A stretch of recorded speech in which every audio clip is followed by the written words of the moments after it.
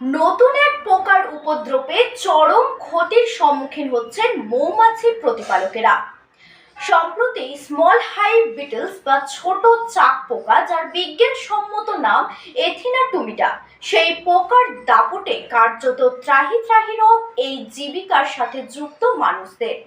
ইতিমধ্যে এই পোকার আক্রমণের হাত থেকে মুক্তি পাওয়ার জন্য গবেষণা শুরু করেছেন কৃষি বিজ্ঞানীরা। তবে এখনো প্রকৃত সমাধানের সূত্র মেলেনি বলেই তাদের দাবি। নতুন এক পোকার উপদ্রবে চরম ক্ষতির সম্মুখীন হচ্ছে মৌমাছি প্রতিপালকেরা। এই পোকার দাপটে অনেকে মৌমাছি প্রতিপালন ছেড়ে দিচ্ছেন।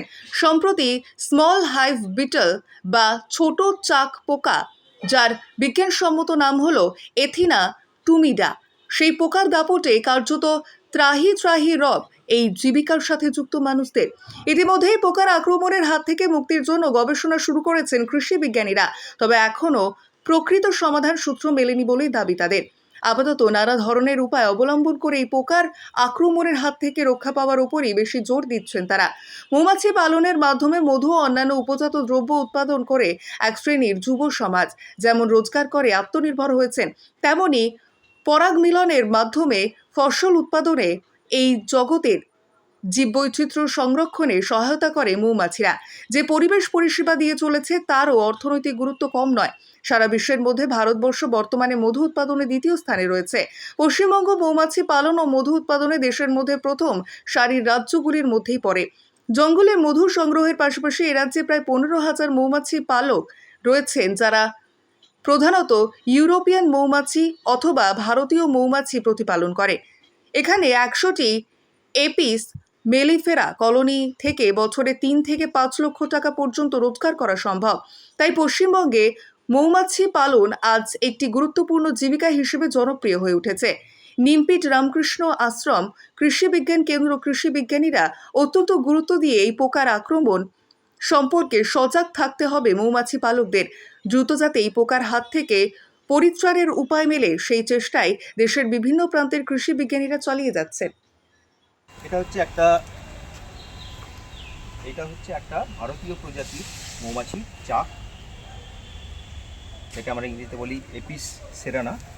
এই চাকটা 5-6 দিন আগে এই পোকার আক্রমণে আক্রান্ত হয় এবং এখন দেখুন এখানে কোনো মৌমাছি নেই, সব মৌমাছি উড়ে পালিয়েছে। এবং এই মৌচাকের মধ্যে এখন এই পোকার যে লার্ভা দশা, সেই দশাটাকে আমরা দেখতে পাবো।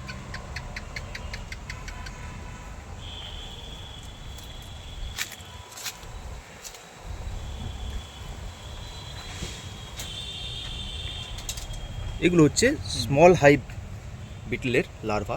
এবং আমরা দেখতে পাচ্ছি, আমরা কথা বলতে বলতেই কিছু লার্ভা কিন্তু এই যে নিচে পড়ে যাচ্ছে।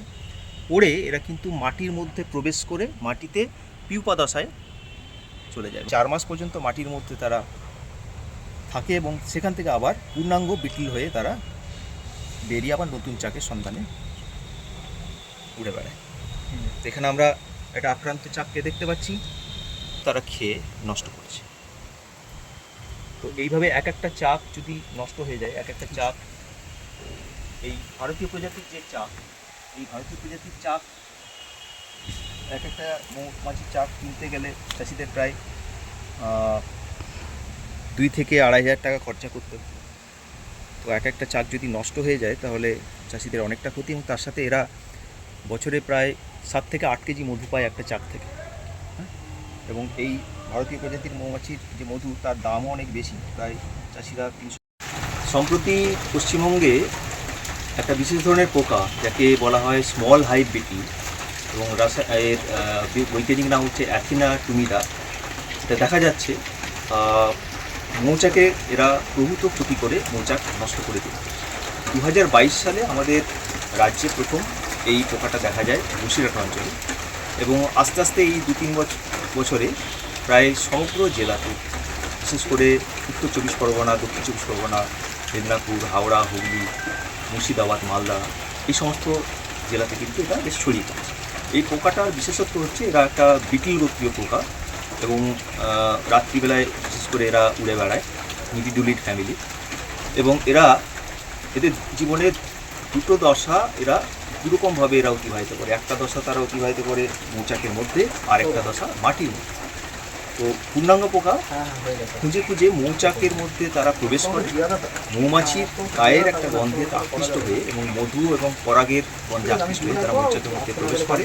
সেখানে তারা মৌচাকের বিভিন্ন জায়গায় ফ্রেমের ওপরে বা বিভিন্ন খাঁজে, এমনকি কুঠুরির মধ্যে তারা ডিম পাড়ে। ডিম ফুটে যে লার্ভা তৈরি হয়, সেই লার্ভা 3-4 দিনে বড় হয়। বড় হতে হতে তারা মৌচাকের মধ্যে যাবতীয় জিনিস যা আছে, মধু, পরাগ, মোম, মৌমাছির শাবক, এই সমস্ত কিছু খেয়ে তারা নষ্ট করে এবং আস্তে আস্তে তারা মৌচাক থেকে বেরিয়ে মাটির মধ্যে প্রবেশ করে পিউপা তৈরি করে। এই পিউপা থেকে আবার পূর্ণাঙ্গ পোকা তৈরি। এই হচ্ছে এই পোকার জীবনচক্র। মূলত কি ক্ষতি হতে পারে এমন? তো এরা যখন এদের লার্ভা দশায় যখন মৌচাকের মধ্যে সমস্ত মৌচাকের ভেতরে জিনিসপত্র খেয়ে ফেলছে, সুতরাংভাবে মৌচাকের পুরো কলোনিটা প্রথমত নষ্ট হয়ে যাচ্ছে। ভারতীয় মৌমাছির ক্ষেত্রে যখন আক্রমণ করছে, তখন ভারতীয় মৌচাক থেকে তারা মৌমাছিরা বেরিয়ে পালাচ্ছে, একে সোয়ার্মিং বা অ্যাবসকন্ডিং বলে। আর ইউরোপিয়ান মৌমাছির ক্ষেত্রে যেহেতু তারা সোয়ার্মিং করে আমাদের প্রকৃতিতে, আমাদের এই পরিবেশে বেঁচে থাকতে পারে না, তাই আস্তে আস্তে পুরো কলোনিটা নষ্ট হয়ে যাচ্ছে। উভয় ক্ষেত্রে কিন্তু পুরো যে মৌচাকের আমরা মধ্যে দেখছি, মৌচাকের যে বিভিন্ন তার পুরো মৌচাকের কলোনিটা কিন্তু নষ্ট হয়ে যাচ্ছে। এবং এর ফলে কি চাষিরা কোনো মধু তারা সেই মৌচাক থেকে আর পাবে না। সেই মৌচাকটাও তাদের পুরো নষ্ট হয়ে যাওয়ার জন্য তাদের কিন্তু পুরো যে একটা মূলধন ছিল, স্থায়ী মূলধন, সেটা কিন্তু তারা হারাবে। এর থেকে বাঁচতে পারে কীভাবে? দেখুন, এই পোকাকে কিন্তু আমরা মৌচাকের মধ্যে কিন্তু কোনো রাসায়নিক দিয়ে আমরা মারতে পারবো না, তাহলে তাতে মৌচাকেরও ক্ষতি হবে। আমাদেরকে এপ্রিল মে মাস থেকে শুরু করে এই জুন জুলাই আগস্ট সেপ্টেম্বর পুরো বর্ষাকাল, এই সময়টা, এই যে 5টা বা 6টা মাস, এই সময়টা চাষিদেরকে সতর্ক থাকতে হবে। তাদের বাক্সের মধ্যে দেখতে হবে যে এই পোকাটা ঢুকেছে কিনা বা পোকাটা ডিম পেড়েছে কিনা, এবং সঙ্গে সঙ্গে যদি তারা দেখে 1-2 পোকা রয়েছে, সেই পোকাগুলোকে মেরে ফেলতে হবে বা ডিম নষ্ট করতে হবে। যদি দেখা যায় যে প্রচুর পরিমাণে আক্রমণ হয়েছে, সেক্ষেত্রে সেই মৌচাককে তাদেরকে নষ্ট করে ফেলতে হবে। তারা সার্ফ জলের মধ্যে সেই চাককে ডুবিয়ে সেই সমস্ত পোকাকে মেরে ফেলতে পারে, অথবা সেই চাককে কেটে তারা আগুনে পুড়িয়ে দিতে পারে। কোনোভাবে সেই চাক যেন তারা লোগো করে অন্য কাউকে না বিক্রি করে দেয়। এতে কী হবে, পোকাটা কিন্তু আরও ছড়িয়ে পড়ে। এই পোকা থেকে যাতে এরা ফিল্ট্রেশনে না যেতে পারে, তাই মাটিতে কোনোভাবেই যাতে এই পোকা না যেতে পারে তার ব্যবস্থা করতে। এক্ষেত্রে মৌমাছি পালকরা তারা তাদের বাক্সগুলোকে, যারা বাড়িতে মৌচাক রাখছেন, যেমন ভারতীয় প্রজাতির মৌমাছি, তারা বাড়িতে একটা পাকা জায়গার উপরে মৌচাকগুলো রেখে তার চারিদিকে জলের একটা চ্যানেলের ব্যবস্থা করতে পারে। কিন্তু যারা বিদেশি প্রজাতির অর্থাৎ এপিস মেলিফেরা চাষ করছেন, তাদের প্রায় কাছে 100 থেকে 200 কলোনি থাকে, তাদের ক্ষেত্রে সেটা করা খুব মুশকিল। সেক্ষেত্রে তারা যেটা করতে পারেন, কোনো নতুন জায়গায় মৌচাক বসানোর আগে, চাক তাদের এপিয়ারি বসানোর আগে সেই মাটিটা তারা রাসায়নিক যে পেস্টিসাইড সাইপারমেথ্রিন জাতীয় সেটা স্প্রে করে তার 15 দিন পর সেখানে মৌচাক তারা বসাতে পারে।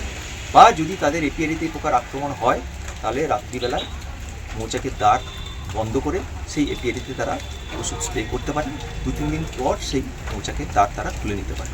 এর জন্য আগে থেকে তাদের সুগার সিরাপ বা খাবার, কৃত্রিম খাবার তাদের মৌচাকের মধ্যে দিয়ে রাখতে হবে। আপনার নাম? মৌমাছিদের ক্ষতি হয়। আপনার নাম? তো এখনো পর্যন্ত এর যে ব্যবস্থাপনার মধ্যে প্রথম জিনিস যেটা হচ্ছে, মৌচাক যদি আমার শক্ত সমর্থ হয়, তার মধ্যে কলোনি যদি খুবই শক্তিশালী থাকে, তাহলে দেখা যাচ্ছে সেখানে কিন্তু এরা খুব একটা আক্রমণ করছে না।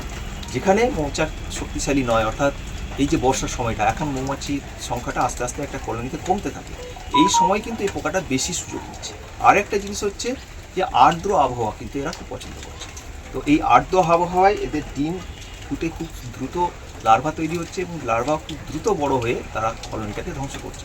তো আর্দ্র আবহাওয়া, তো আমরা এইভাবে আর্দ্রতা বাতাসে কমাতে পারি না, কিন্তু আমরা চেষ্টা করতে পারি, বিশেষ করে যারা মেলিফেরা চাষ পালন করছেন, যারা প্রধানত উত্তর 24 পরগনা, দক্ষিণ 24 পরগনা যে সমস্ত জায়গায় টিক প্ল্যান্টেশন বা সেগুনের বাগান আছে, সেখানে যারা মৌমাছি বাক্স রাখেন, তারা চেষ্টা করবেন খুব স্যাঁতস্যাঁতে জায়গায় যাতে বাক্স না থাকে। আর যদি আমাদের এই বাক্স, এই বর্ষাকালে বাক্স রাখার ব্যাপারটা যদি আমাদের বাঁকুড়া, পুরুলিয়ার মতো শুকনো জায়গাতে করা যায়, তো সেটাও আগামী দিনে হয়তো আমাদের বিভিন্ন রিসার্চ প্রোগ্রামের মধ্যে সেটাও আছে, আমরা দেখছি। তো সেটাও একটা ব্যবস্থা করতে পারে। আপাতত আমার নাম ডক্টর প্রবীর কুমার গড়াই, আমি রামকৃষ্ণ আশ্রম কৃষি বিজ্ঞান কেন্দ্রে শস্য সুরক্ষা বিভাগ হিসেবে কাজ করছি।